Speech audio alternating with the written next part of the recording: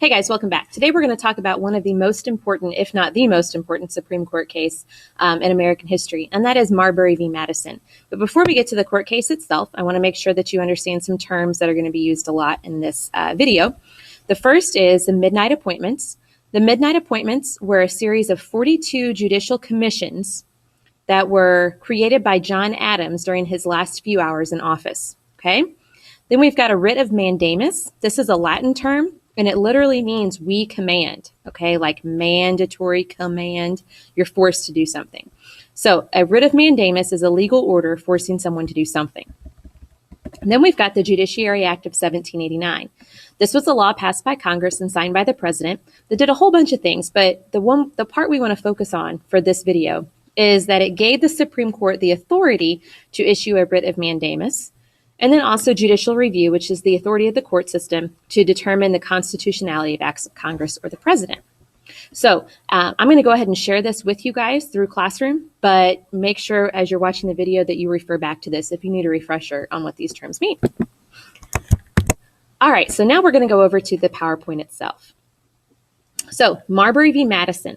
This is a Supreme Court case that established judicial review. You need to take that information and file it in the back of your brain somewhere so you remember it, because this is most likely going to be on your EOC.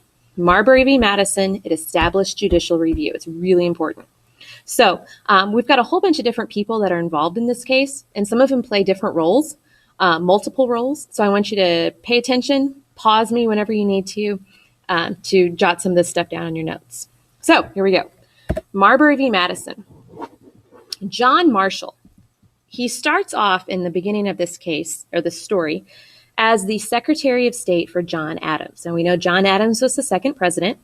John Marshall and John Adams were both from the Federalist Party. Okay, so if you can think back to what you remember about the Federalists and Anti-Federalists, the Federalists wanted a really strong central government, and they believed in the ratification of the Constitution as it existed in 1787. Thomas Jefferson, we know, is the third president of the United States. He was from the opposite political party, the Anti-Federalists. During this time, they were also called the Democratic Republicans. So just know that he was from a different political party than Adams and Marshall. Next, we have James Madison. James Madison obviously plays a role in this, hence the name of the case, Marbury v. Madison. James Madison served as the Secretary of State for Thomas Jefferson. Okay. John Adams, we know, is the second president of the United States. He is responsible for the midnight appointments, which we just referenced on that handout. And then you've got William Marbury. William Marbury was promised a commission, and a commission is another way to say a contract or a job. So he was promised a job by John Adams as a justice of the peace for the District of Columbia, so for Washington, D.C. Now, it's kind of, justice of the peace is kind of a lower federal court position, but it's a federal court position nonetheless. And then the last thing here, the Judiciary Act of 1789, like we talked about on that handout, it did a whole bunch of different things, but mostly it allowed the Supreme Court to issue writs of mandamus, which is a legal order to make someone do something, okay? So the story. Frequently pause and jot down some notes as you go, okay? So John Adams lost his bid for re-election, okay? He lost to Thomas Jefferson. Now, John Adams was a Federalist. Thomas Jefferson was an Anti-Federalist, okay? So one of the things that a president can do is appoint members to the federal court system. That's one of those responsibilities of the president. So before Thomas Jefferson and the Anti-Federalists took office, John Adams created a series of judicial appointments that everyone calls the midnight appointments, because he made these appointments and got them approved by the Senate within the last few hours of his term as president. So we're talking like 9 o'clock the night before his term expires. He is getting these judicial commissions approved, signed, and delivered, hopefully. So John Adams makes 42 midnight appointments. He first has to get the approval of the Senate, which was controlled by the Federalists, before he can send them out. The Senate stays in session until all of the appointments are approved.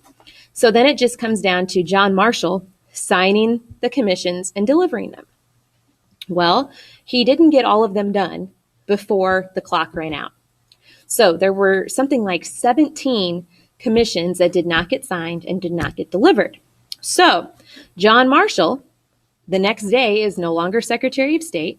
John Adams is no longer president. So the next president, Thomas Jefferson, is in office, and his Secretary of State, James Madison, is in office. Now, John Marshall at this time, this is where it gets kind of tricky. John Marshall was appointed to be the Supreme Court Chief Justice.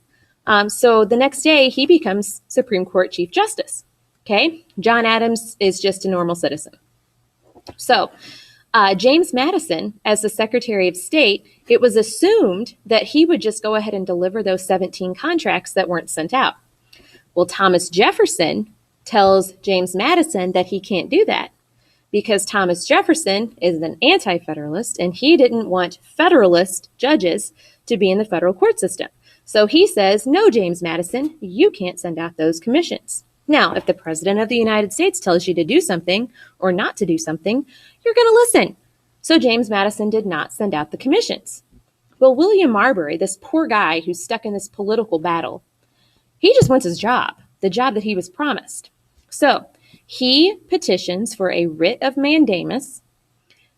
He asks the Supreme Court for a writ of mandamus, which would require James Madison to send out his commission. Now, there's a couple of different things that John Marshall can do at this time, okay? As Supreme Court Chief Justice, he knows that the Judiciary Act of 1789 granted the court authority to issue these writs of mandamus, okay?